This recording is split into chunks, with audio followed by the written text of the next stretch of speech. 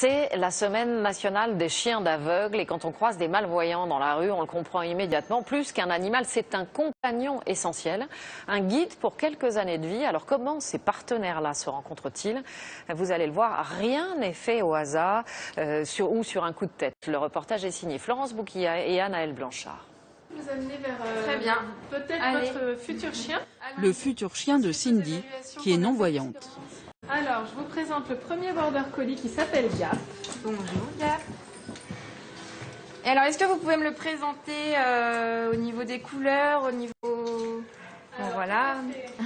Bon, il est noir et blanc. Ouais. La couleur, l'apparence de son futur compagnon, la jeune femme ne les voit pas. Et pourtant, son aspect physique a beaucoup d'importance pour elle. Et une tache blanche sur la tête. Quand on tient quand même à son allure, à son image, bon, on veut un chien aussi qui nous ressemble.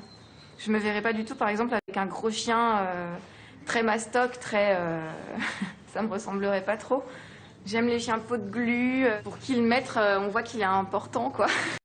Cindy va tester l'animal. Entre un chien d'aveugle et son maître, il faut une vraie complicité, une confiance quasi absolue.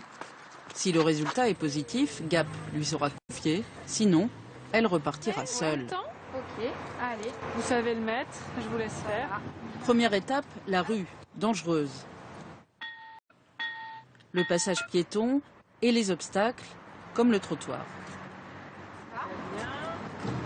S'il est choisi, le chien devra s'adapter au rythme de Cindy. À 28 ans, elle fait beaucoup de sport, de randonnée et même du footing.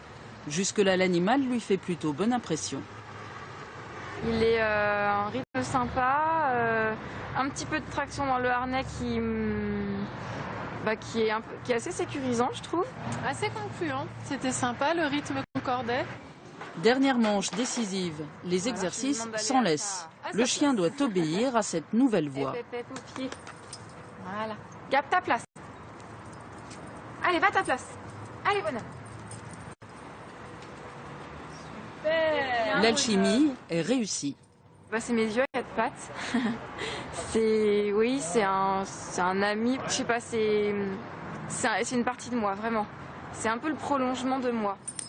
Chaque année, après 2 ans de dressage, une cinquantaine de chiens comme Gap sont remis gratuitement à des non-voyants.